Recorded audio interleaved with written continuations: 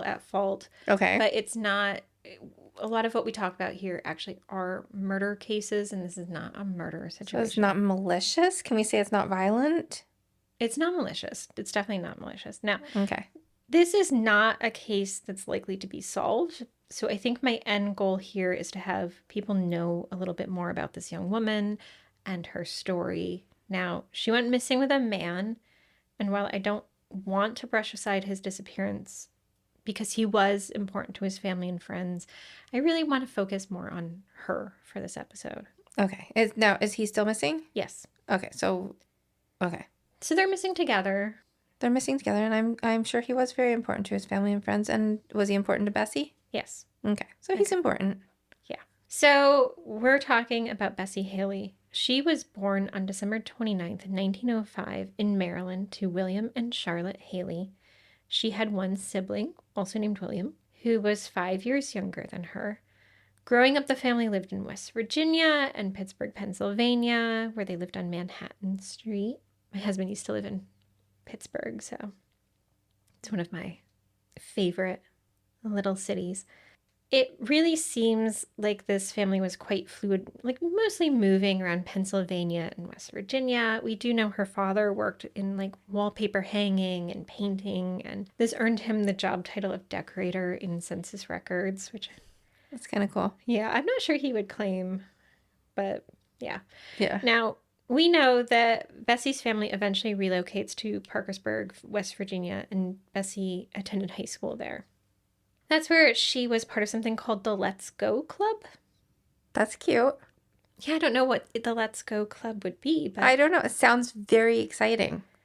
The debating club, she was in the class play. She was also on the Quill staff, which was kind of like their yearbook or annual kind of publication. And she did some of the artwork and also wrote some prophecies for her fellow classmates. Like what she thought their futures might Really? hold, but kind of in like a cheeky way. That's okay. Yeah. And also on the Quill staff was her high school sweetheart, Earl Helmick. His prophecy was something about like making girls blush. Aw. Yeah. Is Earl the one who goes missing? No. Okay. You're just like... Well, I'm waiting for him. So Earl is safe. Earl is safe. Okay. Ish. Okay. What? Well, Earl. Okay. When she graduated, Bessie went to Marshall College, which is now known as Marshall University. That's located in Huntington, West Virginia. It's clear she wanted to be an artist, and she took classes in drawing and design while she was there. She was, it seems, still with Earl, though he went to work after graduating from high school. So they're not living in the same town. Okay. Now, during her sophomore year, which was 1925 to 1926, Bessie actually moves off campus, like bold move in the 1920s. Mm-hmm. And she started working at the Young Women's Christian Association as a secretary. So to be clear, she is still attending university, just not living on campus. Then on June 5th, 1926, Earl and her elope to Catlettsburg, Kentucky. So Earl is part of the story still. Yeah. Okay. High school sweethearts run away together. To get married. Yeah. Now, this isn't actually a long trip, just probably about a 20-ish minute drive, even then. And the reason they go to Kentucky is that there wasn't a waiting period for marriage license. You could apply and get one the same day and get married the same day.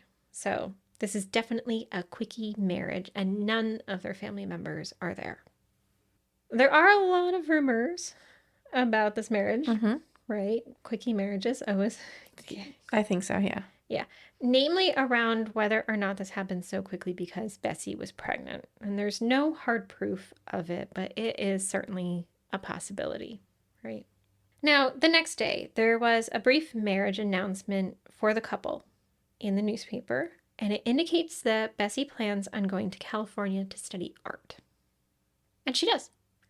Within 2 months, she was at the California School of Fine Arts in San Francisco, where she continued her studies in art by taking classes in painting and life drawing. She was also a poet and was writing consistently while she was there, enough to gather a collection she called Wandering Leaves.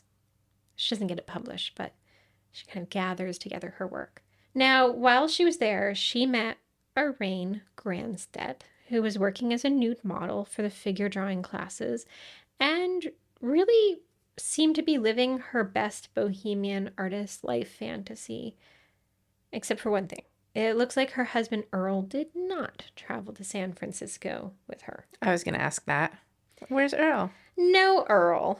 So instead, Bessie is living with Arain and Arain's brother, who also worked as a nude model.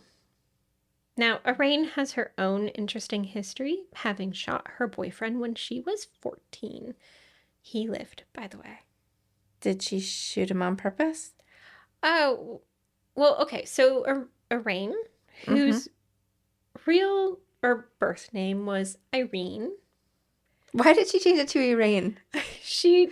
It's such a weird name compared to Irene, which is such a normal name. Arain. Well, she was telling people, I think she was from Sweden. She was not. No, but like, yes, there's two different stories. One, Irene. We'll call her Arain because that was her chosen name. Yeah. Arain says it was an accident. Her boyfriend, who she shot, said it was an accident, but Arain's family said it was not and that she was jealous. Jealous of what? Him, like, talking to other girls? Yeah. So, wait, okay. Irene is a very interesting character. So, she's a nude model, but her brother is also a nude model. Yeah. And she shot a boy when she was 14, in her opinion, by accident. Yes. Changes her name. Tells people she's from Sweden. The boyfriend lived, so that's good. So, she's not an actual murderer. No. So I don't know, like, is she a good person? Is she not a good person? I don't know. She's kind of fun. I'm kind of in love with her, and everyone should look her up later. Not under the name Arain, but... Under what name, then? Hold on. Okay. You're withholding information. I know. Arain herself is a fascinating person, and I just really want to deep dive into her life after, like, independently on my own, just because... And she's stunning, too. We need, like, a non-murdery spin-off episode. Probably. I could do an Arain. And, like, have a break from murder for a day. And just talk about her. Yeah. I mean, she has a near murder. But no disappearances. But no disappearance. I know. Okay. Anyway.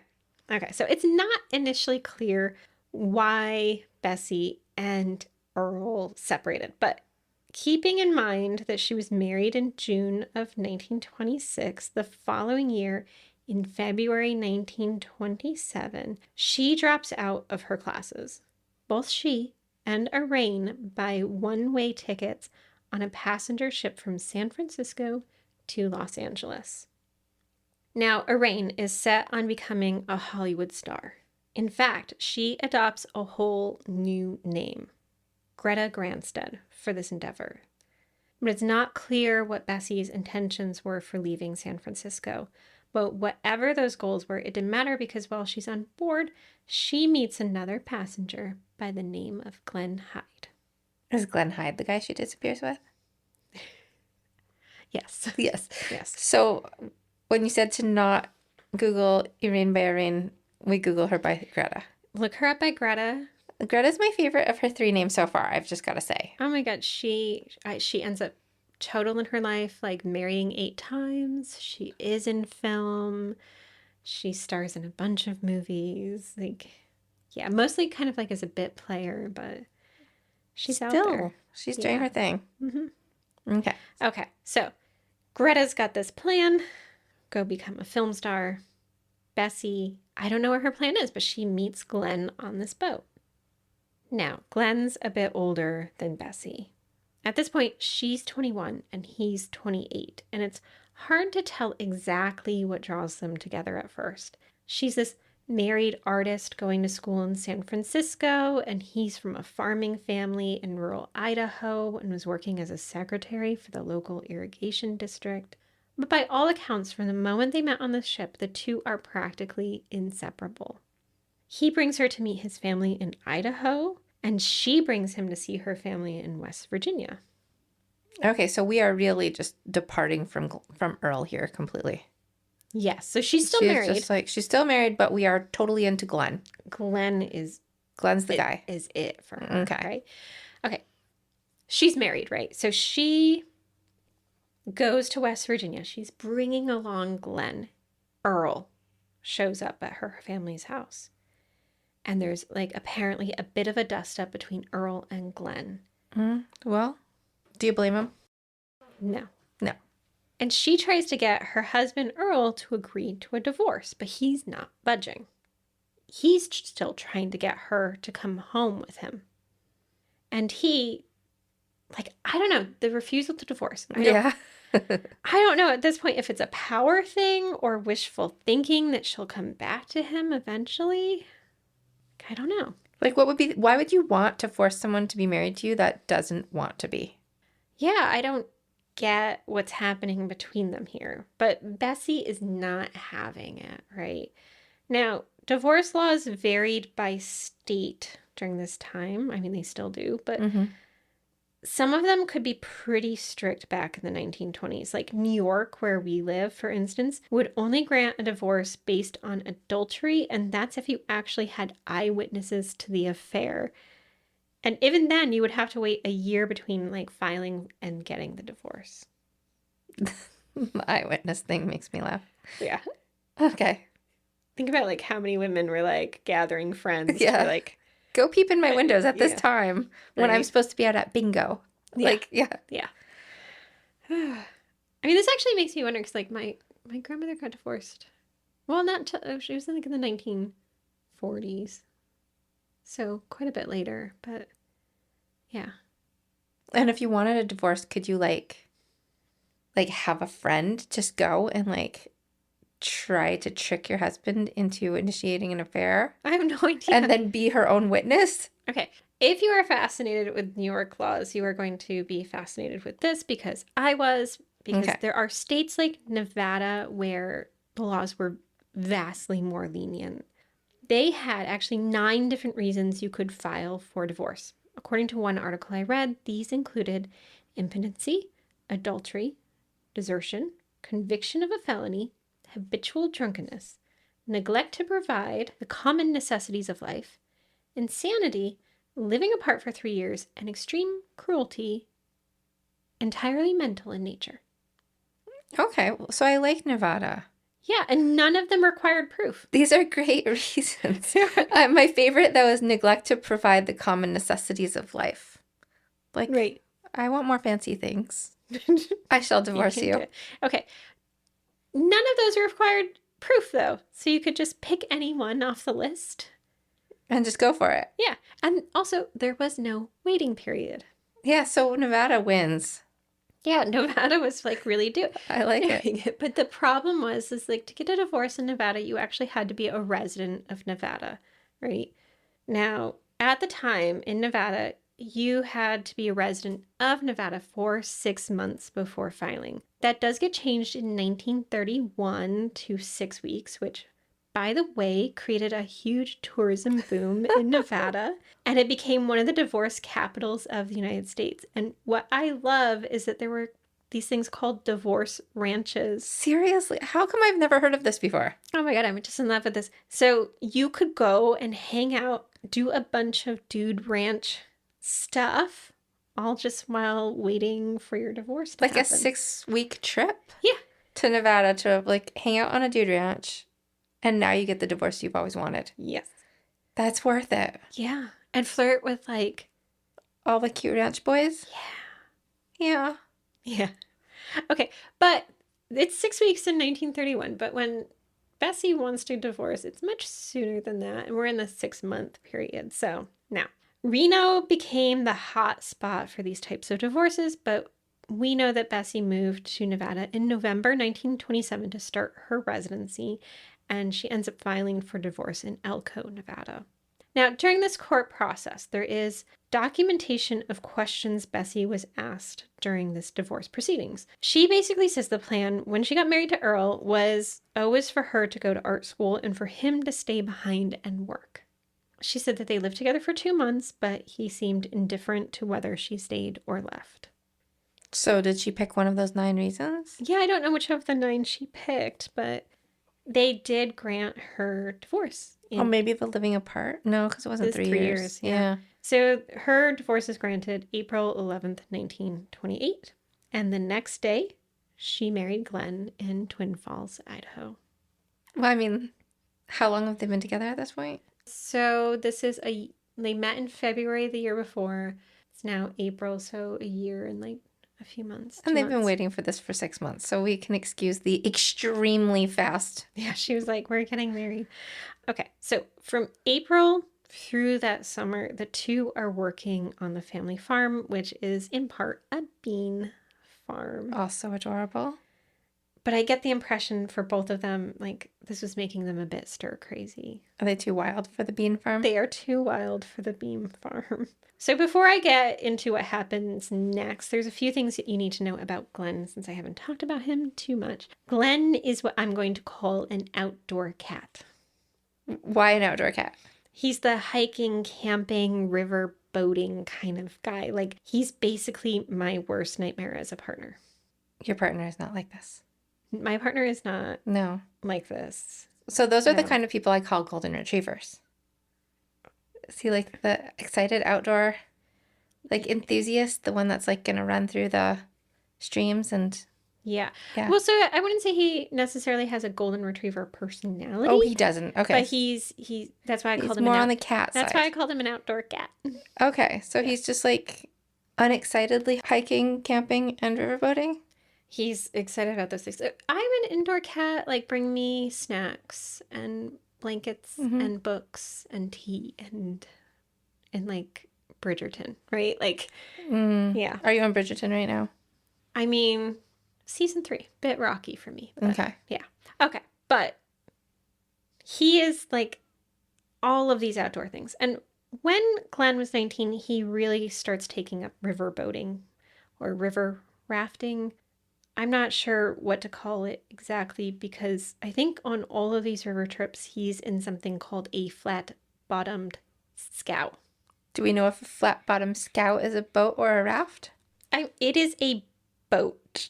Is it a boat raft hybrid? Well, okay, so I just recently found out that my ancestors were canalmen in France, so I'm going to feel the weight of their judgment through history on this one. But from my understanding and researches, these are kind of like flat-bottomed barges. That's what they were used for. They were used to carry freight on inland waterways like rivers. What? They're not huge. So they're freight boats? They're not huge, but like they can transport a lot of weight. Are they not supposed to be for people? They're for people. People are on the flat-bottom scow. Okay, why are we taking that down a river? Because they're designed for rivers. Oh, are they? Okay, but Yeah. Okay, I'm thinking like water rafting. It's not. Oh yes. Well, hold on. Yeah. Wait, are we whitewater rafting We're going to whitewater raft in a barge type boat? Yes. So during my research, I also learned that the boat that was stuck above Niagara Falls for 100 years was a scow. Oh, okay. So we're deep diving into scows. Yeah. Yeah. Yeah. Again, the canalmen of my ancestry would probably be like, "What the heck?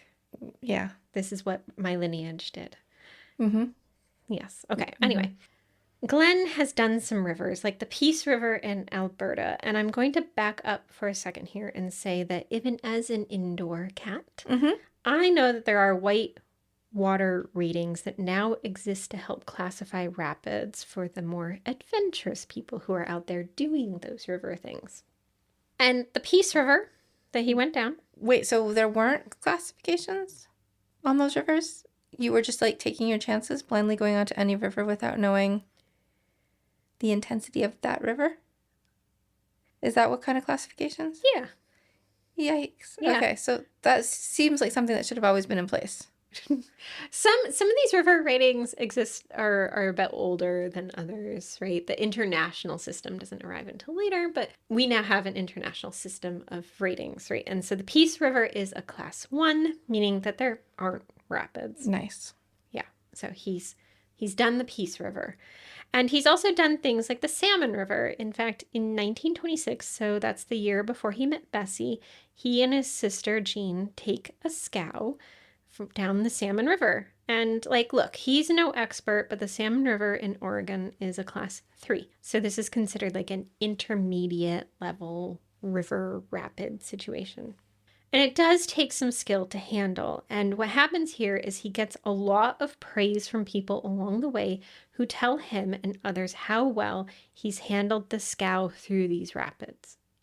So he's feeling very good at this. Yes.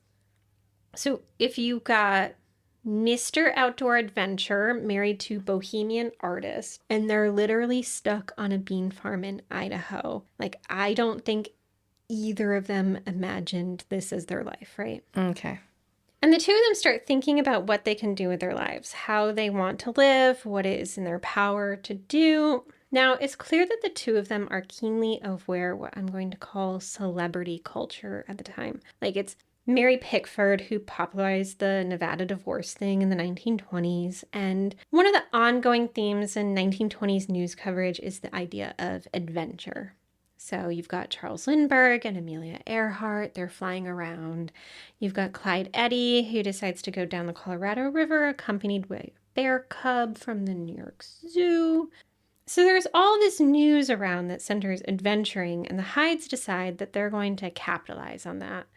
They're going to run the Colorado River through the Grand Canyon. Okay. Has Bessie ever done the scow thing? Bessie has not done the whitewater rafting on Scow nor any other. She's never whitewater rafted. Has she river rafted without the whitewater part? It's unclear if they did any But I do feel like it was an adventure time by the Let's Go Club. Yeah. Like, what is the Let's Go Club? I don't know. I don't know. Okay. To understand, though, why they're picking the Colorado River, of course, it's been in the news. Mm-hmm. Like, you've got the guy with the bear cub situation. The second thing is that going through the Grand Canyon on the Colorado had, at this point, rarely been done. And I'd like to add that the history of this is largely documented by white people, so our understanding of how often this was accomplished and by whom is limited to white people perspective, right? So we know the guy who is first credited with this is Joseph Wesley Powell, who went down in 1869. And I'm guessing some of our listeners are thinking there's been a lot of time between 1869 and 1928, and surely this has been done countless times, but it really hasn't. We're talking about less than 10 times at this point because the rapids in the Colorado River through the Grand Canyon can be so intense. Mm-hmm. But the real key here is that up to this point, there is no documentation of a woman going down the Colorado. It's unclear who initiated this idea, but really without Bessie on board for this, it wouldn't have gotten much media attention. I mean, like, that guy had to bring a bear cub to create a spectacle, right? So are we doing this as like a publicity thing? Well, kind of, because they have a plan. So the Colorado River is like step one of the plan. That they'll do this trip and then they'll be able to use it as a means to travel around on the like lecture circuit, maybe reenact it in vaudeville. And really? So wait, this is just like, so if these people were alive today, would they be like social media travel influencers? Yes. So we are looking at like an Instagram hiker, travel adventurist. Yeah, and in fact, like, there's actually quite a few photos from their trip because they brought like a camera. It's so funny because we think of this as such like a modern thing that's happening now, but this is like Bessie's doing it. Yeah. Yeah. So they're going to do this. They're going to leverage this experience, right? Now, again, to revisit what we just said, Bessie has no experience with running rivers. That's unfortunate. And I'm going to call Glen's experience as marginal at best. But they decide they're going to do it. And they spend the summer making plans and reading whatever they could about this area and the river itself, right? And when the harvest season on the bean farm ends, they're out of there.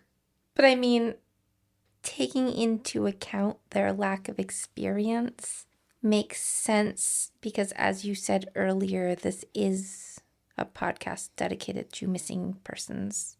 Yeah. Okay. Okay. So the two head to Green River, Utah, which is where the guy with the bear or cub started his trip. Mm-hmm. It's October, and Glen starts to build the scow himself along the river. Now, this part was met with a lot of skepticism from those who lived along the Green River and had done parts of the Colorado or had heard about it. Bill Reeder, who had been through Cataract Canyon in a trip that sunk quite a few boats, recalled talking to Glen, who he called surly, conceited, and stupid. I don't think those are good words. No. Those are bad compliments. No. Now, this recollection from Bill Reeder, this comes many years later, but according to him, he talked to Glen, who was confident in his abilities due to his time on the Salmon River. Mm-hmm. Reeder also asked if they were taking life preservers with them, and Glen claimed that they wouldn't be needed.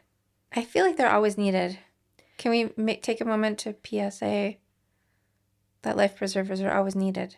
Yes. I mean, two things. One, thanks to the research from an author I'll mention in a little bit, apparently life preservers were rarely used by Idahoan people on rivers. Because?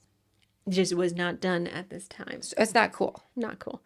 I will also say that as someone who lives on a lake, and actually a lake that gets quite big waves, right? I see people on watercraft all the time without life vests.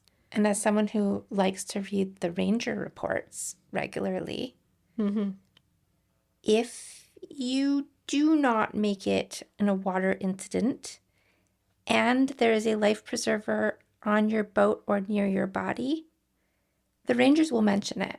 Yes. And it's not a fun type of addition to the article because the life preserver should be on the body. Yes. And the body should still be alive. Yes. Yes. Yes. So. Yeah. I mean, I can't tell you how shocking it is sometimes just to like look out from my house and see people go by. Especially if they're alone. Yeah, like if you are alone, you put the preserver on, please, all the time. Please.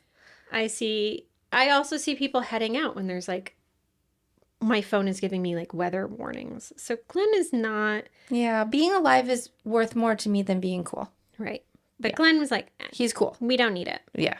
And so Bill Reeder's like, hey, are you going to bring a water bag in case you have to hike out of the canyon? And again, he says, oh, those aren't needed. I don't know what a water bag is. Like basically like a way to transport water with you. So today we like drinking water. Yeah. Mm-hmm.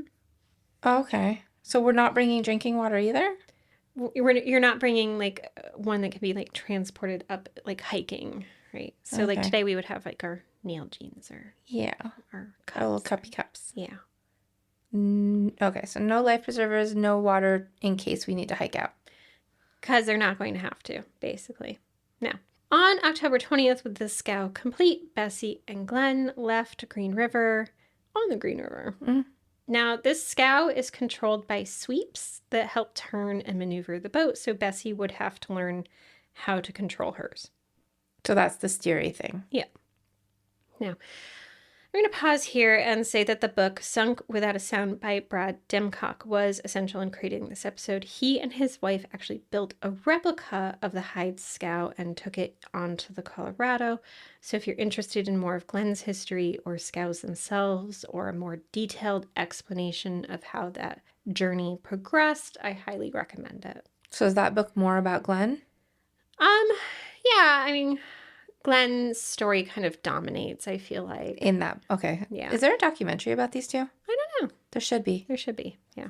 So what Brad Dimcock emphasizes in his book is that one advantage of a scow is that it can actually transport an immense amount of weight. So Bessie and Glen had set out with things like potatoes from the farm and a mattress spring that they can sleep on in the scow. Is that not going to get wet?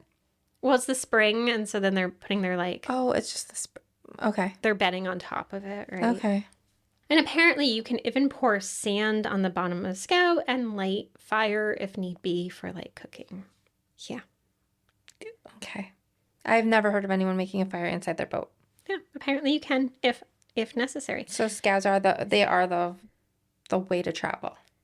Because you can have like a fire and room for your mattress springs. Yeah, and your potatoes. In some situations, it seems like a scow would be cool. Now, yes, very, very cool. So this type of watercraft looks, as one townsperson put it, like a coffin.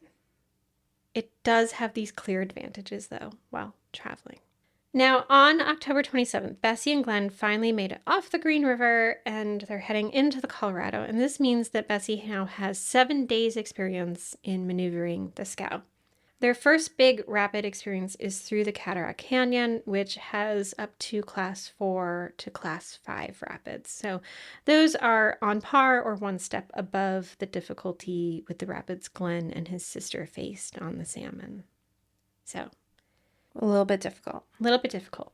So even today, with the advancements in boat types and ease of gathering information about the river, there have been deaths within the last 20 years in Cataract Canyon. And it's in Cataract that Bessie falls into the river. I haven't said this yet, but Bessie is incredibly tiny. She's just over 5 feet tall and maybe about 90 pounds. So she's going to get flung around in different ways than her husband. And I honestly would say he's got close to a foot of height on her, and maybe he's at least twice her weight. He's still quite thin, though. I've seen the pictures. Yeah. Yeah. They're not a big couple, No. but he is markedly taller. Taller, yeah. So wait, is this where it stops? Is this where it ends? No. Okay. No. Okay, so she gets flung into the river, and he basically saves her by grabbing her foot and hauling her back in. Okay. Yeah. Whew. So we already almost died. Yeah. So now apparently this near disaster does change how they do things. In the biggest rapids, apparently Glen takes both sweeps so that Bessie's not going to get flung around like she was through Cataract Canyon. So there's at least basically an acknowledgement that this was a close call. Okay. So adjustments have been made. Yes. We'll be back in a moment.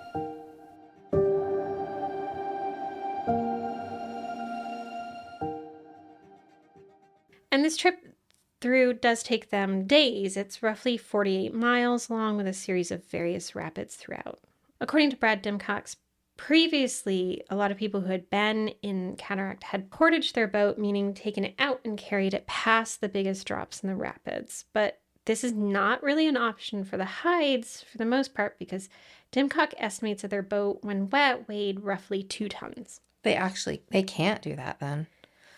So in the worst part of the rapids, you're supposed to just carry it around, which sounds really reasonable to me. Yeah, so like at some point, people are like, whoop, that's a little too much. So they're in this 2-ton boat, and they're just doing it. Yeah, so apparently some people feel that at different parts in their journey, it looks like they were able to portage their boat, but everyone's like unclear on how they managed to do that given its like weight and size, right? Okay. But for the most part, they've got to go through. How can it weigh 2 tons? Yeah. And how would they lift it? I don't know. It's huge and heavy. Okay. Now, they continued on there into much calmer waters, and they reached Lee's Ferry in Arizona on November 8th, which is 2 days ahead of their schedule. Now, Lee's Ferry was and is an important river crossing for the Colorado River, and as such became an outpost. So back in the day, there was, maybe obviously from its name, a ferry that could transport travelers back and forth across the river. Now, I don't think the Hydes got the kind of reception they were expecting at Lee's Ferry. They were universally told to stop their journey, that their boat wasn't the right type, and that it was too dangerous to go on. On the other hand, they do run into a reporter from a local Arizona newspaper, and he briefly includes them in a story, which I'm going to say is important interaction for the Hydes, since ultimately they want to leverage this experience into careers for themselves. So did the newspaper article kind of like overshadow this big warning that they've been given? No, it's kind of more like a couple on a honeymoon trip. But like in their heads, was it like the encouragement they needed to go on instead of just stopping? I think Why they should? They don't end up ultimately seeing the newspaper Okay. report, right? But I think that interacting with reporters is exactly like what they're looking for. Fueling right? that. Yeah. Yeah. So even though they've been on this journey for a few weeks, this is really one of the times that we can see documentation of reactions to them and understand a bit more of what's going on with them. Though it's important to add that many of these recollections were recorded many years later. So Owen Clark, who worked as a water gauger in Lee's Ferry, said that Bessie seemed enthusiastic about the trip and Glen seemed confident. Price Johnson, whose family operated the ferry, appraised them of the risks, including that 3 ferrymen had recently been washed away and drowned. He says that Glen didn't really seem fazed by this, but that Bessie seemed nervous. And Buck Lowry, who had a small trading post not far from Lee's Ferry, said that Bessie didn't seem to want to quit.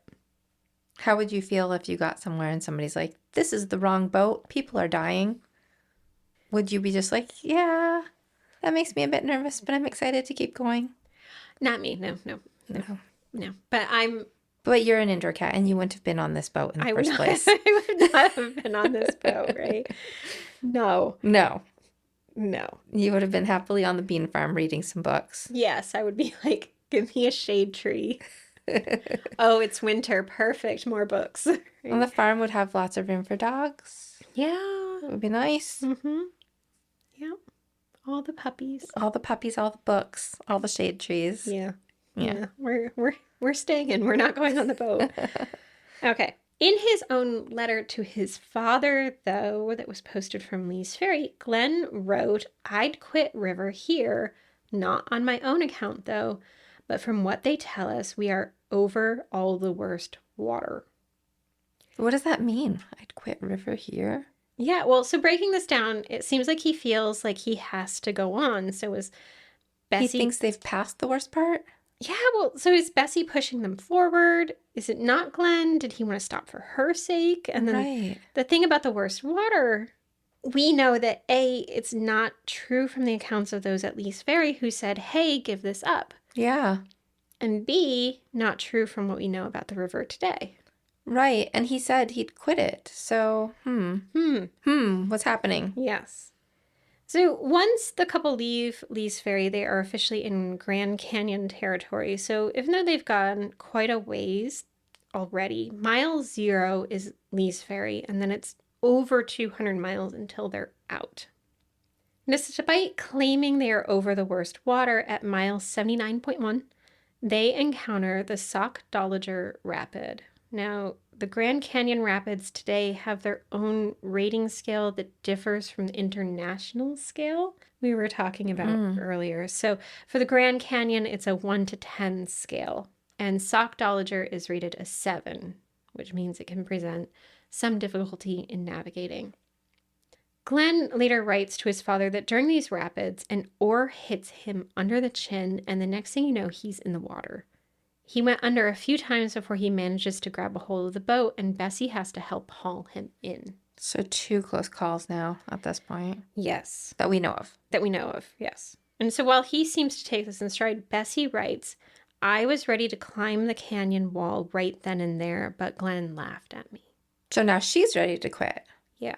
They both sound kind of like unsure, or they're saying in the letters what they were thinking family members wanted to hear. Yeah, I don't know. It would have been good if they would have just quit, but they did not.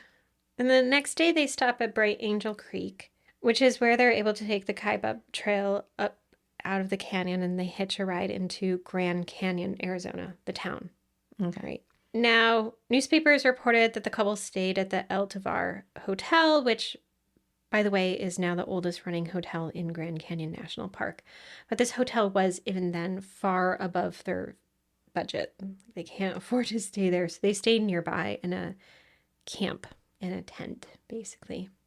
In Grand Canyon, though, they bought supplies for their trip. They also spoke to a reporter from the Denver Post about their travels, and so remember, it's in their best interest to gain as much attention for this trip as possible. Mm-hmm. So that's another boon for them. And of Glen's accident, Bessie says in this article, we carried no life preservers. I admit I was scared to death. I can't remember clearly all that happened. Did they buy life preservers now? Vanessa. And then later, she continues saying, our main object in taking this trip is to give me a thrill. It's surely been successful so far.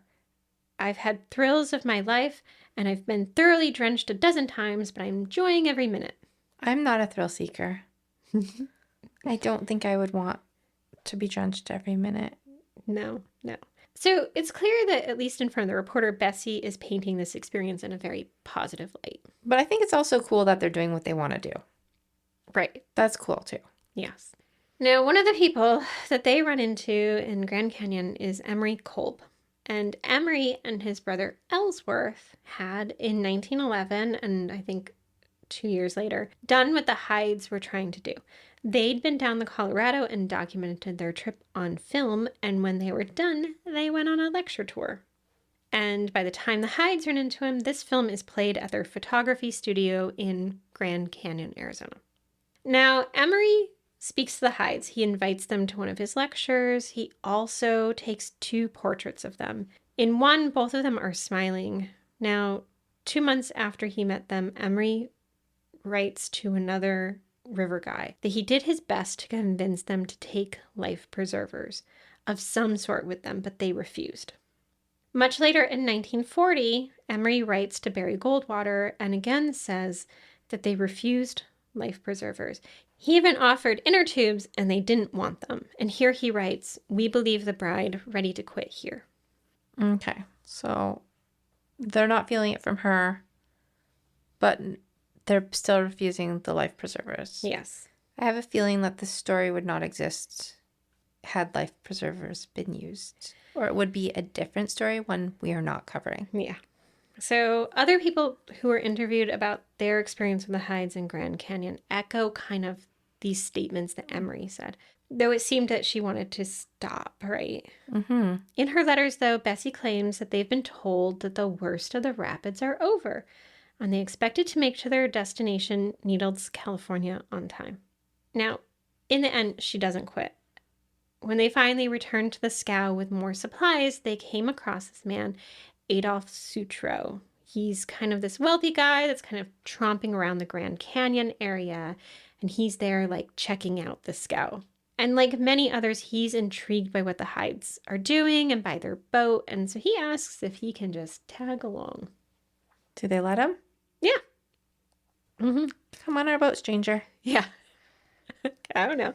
So on November 17th, the 3 of them set out, and almost immediately they're caught into what Brian Dimcock calls in his book a recirculating eddy, and that there was a witness to this, John Bear, a tourist, who wrote, "The swift water making a bend created a whirlpool, and the couple appeared unable to manage the scow."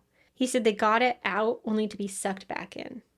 Eventually, he left to go find them help, but when he returned, it looks like the 3 had successfully made it out and continued down the river. So they're out, and Sutro's still alive? Sutro is still alive, right? Okay. And Sutro is actually interviewed years later about his experience on the boat with them.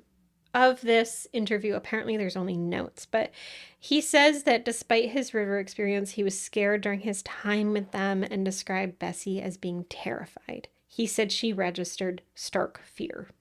He said they did an overnight and that he wasn't exactly impressed by their setup when they got off for the night. And he says their conversations really centered around how to make this adventure earn money, and that, in his words, the feminine angle is essential to this. Okay. He then goes on to say that Glen was materializing spirit and that he wasn't the type to settle down. Of Bessie, he said she would never have run the river. So we're really thinking at this point that Glen is just out to make money off of Bessie? Yeah, so there is no way that he can really leverage this experience without her, right? Because so she would be really the first not Bessie woman. like choice at this point. It really seems what Sutro is saying is that Bessie is clearly scared. Okay.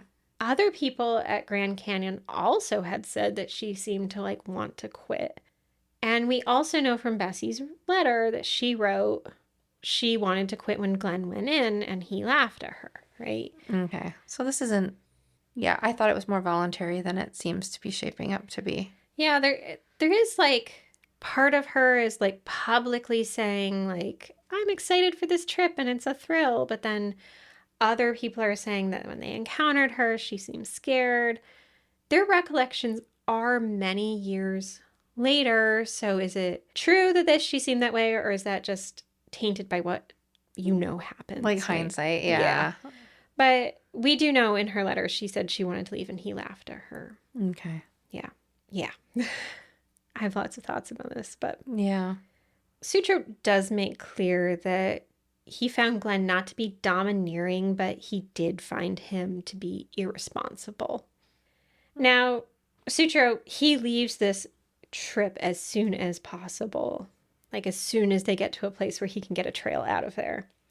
He'd later say, "My unfailing guiding light in life has been the precept that it is better to live a coward than a dead hero.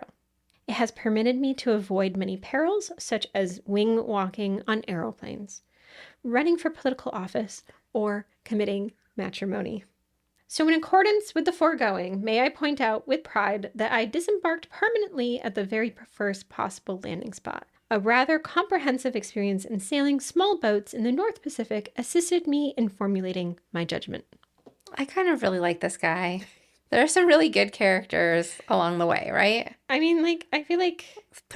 Walking on airplane wings in the same group as running for political office and getting married. Yeah. And also, like, it's like a cheeky way of saying it, but he's definitely saying, like, look, this was not a risk to take, right? I didn't feel safe and I'm not doing this. Yeah. Yeah.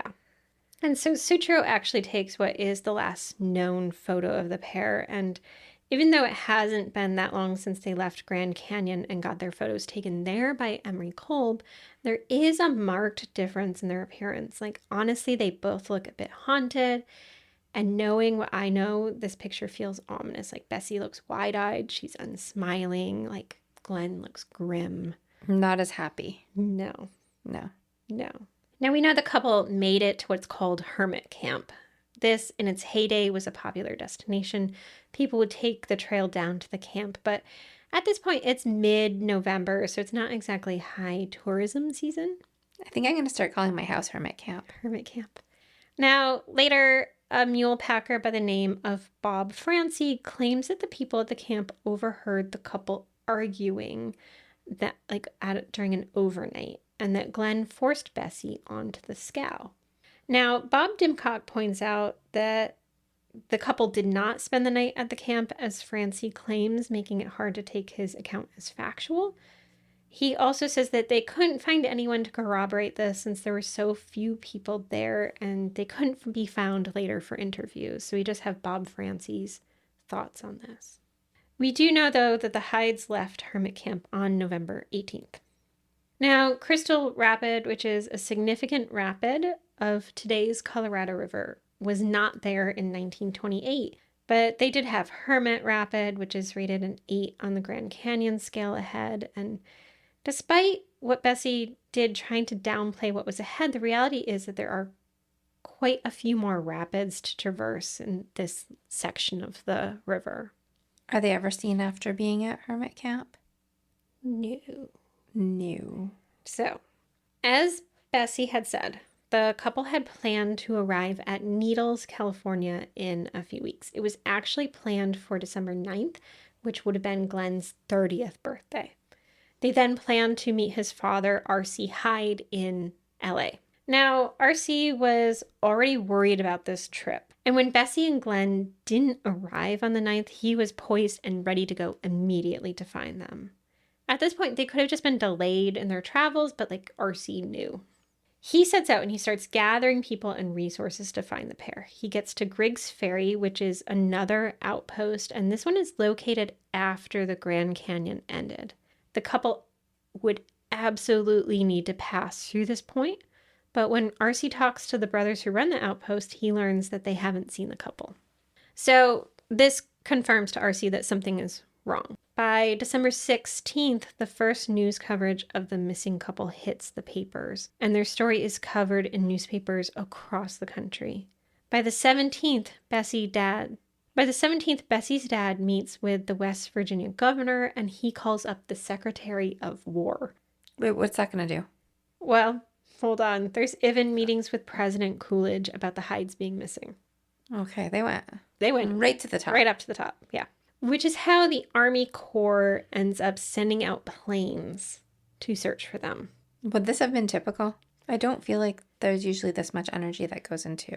No, but like you have like a young Is it because white they're kind of famous at this couple. point? They've gotten some press coverage. Like, some of those stories that those reporters had done had been picked up by the AP, so they were carried in newspapers across the country. So people were more aware of them. Like they knew that you had like your first woman attempting to do the Colorado, like Well, they're put into like this adventure category yeah. probably where And so it's like a big splashy kind of news story situation. So the Army Corps is sending out these planes, right? Like I can't even believe like the president knew. right. Yeah. At the same time, like there are several ground searches taking place. Like R.C. Hyde, Glen's dad, he sends a telegram to Emery Kolb, who is actually down in Phoenix, Arizona, to be with a friend who is dying. But he returns immediately, Emery does. And his brother Ellsworth, who at this point is living in California, sees a newspaper article that his brother is going to search for the Hydes, and he leaves and heads to the Grand Canyon as well. So everybody's going. And so, wait, Emery and Ellsworth, were they people they met along the way? Or Oh, do you want to I need a refresher You on need that. a refresher on who? I need a refresher on who Emery and Ellsworth are. Although I will say that their parents did an excellent job naming them because those are very nice names. Oh my God. And they're young photos.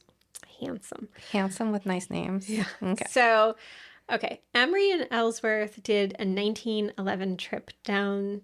Okay, they're the Colorado. two brothers that made it successfully. Yes. Okay. And so they're one of the few people with like experience on the river. I know you mentioned them earlier, but then I couldn't. Yeah. And so they had the photography studio, and Emery was like. But had they met the other couple in person? So Emery Just briefly. had. Okay. Emery is the one who's like, take life preservers. Like, Yes. you have like a man who has survived this trip telling you to take life preservers, telling you, like, at least take inner tubes, and you're saying, No. like, I can't. Let's listen to Emery. Yes. And Ellsworth, his brother, had done the trip. At this point, he was living in California. But they basically, like, reunite the team to find this couple. So they're out there, they're searching, and on December 19th, those aerial searches find the scow at mile 237, and it's stuck it seemed in the rapids from what they could tell. So they come back, they land, and Emery Kolb, he goes up in the plane to get a better look, and they take the plane down within 50 feet of the scow. Emery says at one point he almost like fell out of the plane. Yeah.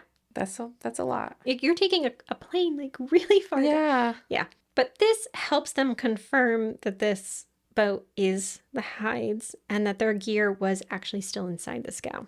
The next day, the pilots dropped messages to ground searchers to tell them where the scow was. They also dropped notes near the scow in case the Hydes were nearby.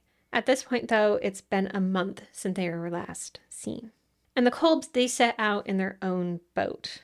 On Christmas Eve, they spot the scow, and the next day they're able to search the vessel. It's about 30 feet from the shore. It's actually in calm water, but it seems to be like the rope is caught up. And inside is all the Hyde's gear, and they note that there's 42 notches carved on the bow, one for each day of their travel. They'd left Hermit Camp on day 30, so this is 12 days of travel that they've done, covering from Hermit at mile 95-ish, and their boat is at mile 237. So they still did travel quite far since Hermit Camp. Now, just about everything is in the scow, minus Bessie and Glen. So they collect some of the items from there. But the thing is, the search party really can't bring everything back. The scow is heavier, it carried a lot more, and they're not sure what to do with it. And so they end up cutting it loose, and it eventually ends up smashing downriver with no one on it to guide it. They later say the Kolbs say they regret cutting it loose just in case it could have been searched later for more evidence. But I think it was just one of those decisions in the moment. Like what do we do with this? it? Yeah. So at this point, with the Hydes nowhere to be seen, I think there's some consensus that they might have drowned, and there's conflicting thought on that, of course. Their boat was upright, their goods are still inside. But we do know that both Bessie and Glen had gone overboard before without there needing to be like a catastrophic failure of the scow, right? Still, even receiving this news, RC doesn't give up looking for his son and daughter-in-law. And on December 30th, another search team reports that it has spotted Glen's tracks along the bank at mile 217 Rapids. So that's 10 miles up from where their boat was found. They found them going out and back down to the scow, as well as drag marks from the scow being pulled back in the water. So is there a possibility they didn't drown and that they disappeared somewhere trying to hike out? Well, so one of the nephews, I think, of Glen, he said that, they had told him that if something happened, that they would just camp in the canyon and just wait for rescue. Like they didn't have intentions of hiking out if they came across something. It has now been a month since they were last seen. Right. And how often do boats go through that would rescue them? Yeah. Not that often? Not that often. And it's also November. Right. So we do know that at, mile 217, so that's above where they were, you've got Glen's footprints going in and back out. So there's that. Now, tensions are certainly high. A newspaper ran an editorial saying basically that their disappearance should serve as a warning to other thrill seekers. And Jean, Glen's sister, takes an exception to this, and she writes her own letter to the editor. She emphasizes that they were not foolhardy and they knew about the river and what they would be facing. She said, Mrs. Hyde shares my brother's love for adventure and, knowing his skill with boats in the past, was anxious to go on the Colorado River trip.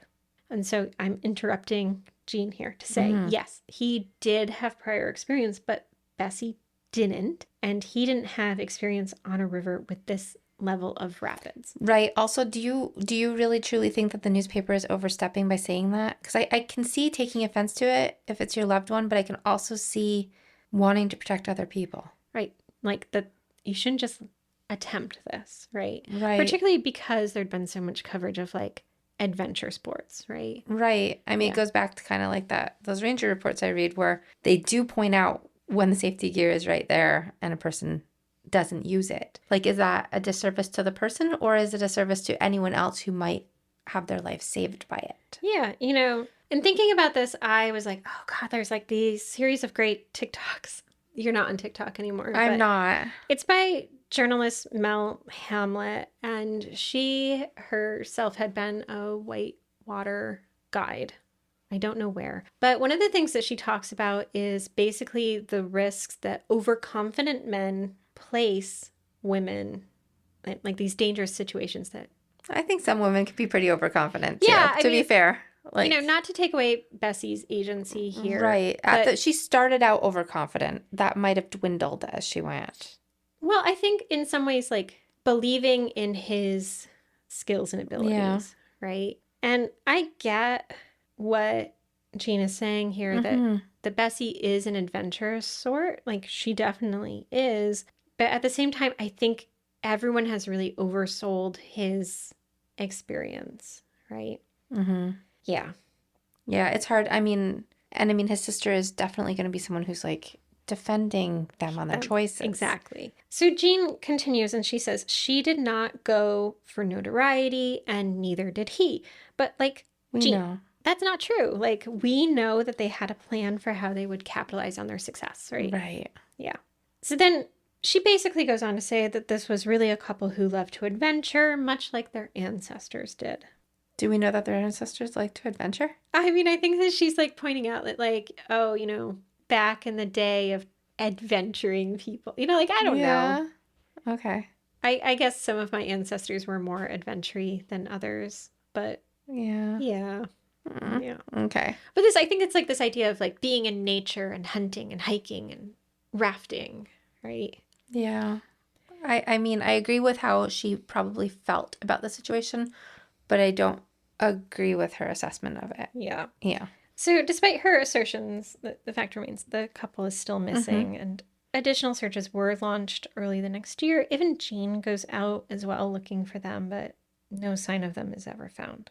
It's believed by many that Bessie and Glen likely died going through mile 232 rapid, which is known as Killer Fang Falls. Yeah. It's believed their boat then drifted down to mile 237 where it got caught up and found by the search parties. Some people actually call this rapid section Honeymoon Rapids, Honeymoon Falls. because the couple was there. Now, way at the beginning of this episode, when you said it was going to be considered like missing or death by misadventure, you said some people wouldn't agree with that. Mm-hmm. What part of it? Okay, so there are theories. Do people think he murdered her Oh, and then ran away? Like, No. what do they think? Okay. Okay. So there are some theories Okay. and pervasive myths about this couple, particularly about Bessie, not Glen. In 1970, there's this commercial rafting trip. Commercial rafting had started in like the 50s, I believe, in Grand Canyon, but all these people are on a tour and they're doing a campfire night, and one of the women in the group announced that she was actually Bessie and that she had murdered her husband. Really? That happened? Yeah. In 1970? So how old would this woman be that's saying this? Like 50? Well, so Bessie, that's like another, I can math, that's another 40 years. So Yeah. that she would have been in her 60s. Yeah.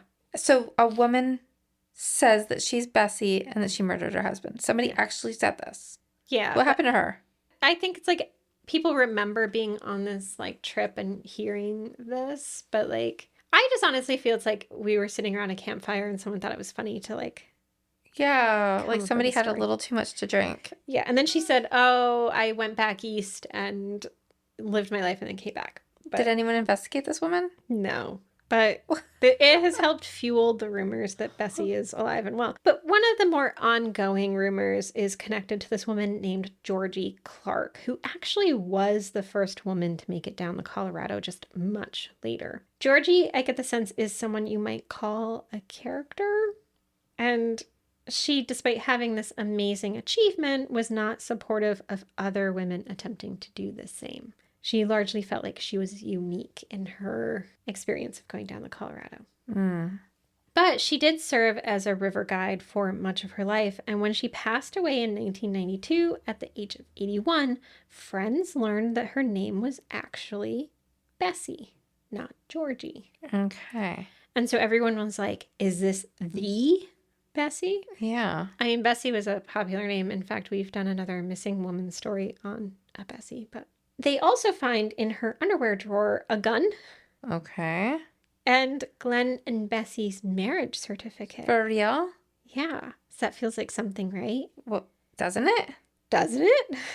Ultimately, though, like Bessie's last name was actually DeRoss, and she had lied about many things in her life. Basically, she started a new life after a hit and run death of her daughter in 1944. But Georgie, as I'll call her, doesn't look like Bessie Hyde at all. She was much taller than Bessie, for instance. Okay. As for the marriage certificate, some friends have theorized that she used it as a prop on some of her tours and that she left it in there as kind of a joke or gag to make you wonder who she really was. Like, Maybe because she did the same river thing and her name was actually Bessie and like all of this stuff. Yeah. And you can actually order marriage certificates that are not your own. So like maybe she did that. I don't know. Could she have gone a little bit crazy after the death of her daughter? Well, I mean, I think like she reinvented herself basically, and yeah, I think she was an interesting and tough lady, but There's nobody we talked about today that is not an interesting character. right. They're all This is, yeah. yeah. And so what I think though is like a pretty clear progression of events. Like you have a man who's like a bit overconfident in his abilities, who has done water rafting before, but like not the Colorado. Right. You have a woman with zero river experience. You have documentation of both of them ending up in the river. You have their desire not to have life preservers or any life-saving stuff on their boat. You have people who are warning them, hey, the river is terrible ahead, and them being like, oh, the worst is already over. Yeah. Yeah. And you also have Killer Fang Falls, which is a pretty Sounds pretty terrifying. dramatic rapid situation. Yeah. So despite all that, many people really do wonder if Bessie survived this and thrived after her experience. That's not your opinion, though. Yeah. I mean, I usually try not to insert too much of my opinion of what happened I mean, I think as these episodes progress, I do more and more so. But like, I mean, I think that there's like this will or this like romanticism that's involved in like believing that she like lived some sort of outlaw life. But at the same time, like Bessie was not an outdoor cat like Glen was. And if I think through like what would Bessie do if that happened, if she survived this, like wouldn't she be doing her art career or like meeting up with Greta or Yeah. yeah. Yeah. Yeah. But, you know, we always end with a poem that I've written in honor of the women, and we will. It's actually a new poem, so it's not in my book, but I wanted to make space here before that happens for one of Bessie's, since the world should hear her and remember her as an artist and a poet. So this is one of Bessie's. Bessie wrote, "The first fall frost in shining silver comes at night, and soon beguiles the fluttering trees with jewels. At dawn, the barren ground is carpeted with brown, dry, crackling leaves, who can no longer whisper soft, low sounds, for they are dead." We are now going to listen to Amy's poem, A Sketch, 1928, read by Musetta Vander. A native South African, Musetta is no stranger to the entertainment world. She debuted on stage at the age of 4. One of her first jobs was anchor host for an MTV-like television show in South Africa. After her arrival to the USA, she became part of the very world she used to host, appearing as the Dream Girl in more than 20 music videos for top recording artists including Rod Stewart, Tina Turner, Elton John, and Chris Isaak. But it was her critically acclaimed stage performance in the original South African play Soweto's Burning that provided her transition to the big screen. Since then, Musetta has performed in numerous feature films, including Wild Wild West, Oh Brother Where Art Thou, The Cell, Breaking Point, and Kicking and Screaming, to name a few. Additionally, she added a slew of television credits, including Stargate SG-1, Frasier, NCIS, and Criminal Minds Beyond Borders. Whirls of charcoal. The slide of darkened fingers across paper, across skin. The dark crease of his elbow, all memorializing the lines of his body, the sharp turn of his jaw. What drives this desire? The need to capture the perfect violet dawn, or the way the canyon spine cuts through the desert. Your perspective flattens this vast wild. Even the dark ink of your pen sees nothing of the way the water purls around you. And the wonder-strung terror thudding through your ribcage cannot be found in the delicate shadows you etch beneath your husband's eyes. You want the world to see you. Want to press your own body against the earth. Want to leave a cyanotype of limbs, shoulders, the stark whisper in the endless night when you ask him to save you from the dark machine of the river. The endless churn of its engine that once felt like God's hand, but is simply that old prophecy machine, delivering fortunes with its every breath. For more information about our show or to check out other shows on the network, please visit evergreenpodcast.com. Bye, Vanessa. Bye, Amy.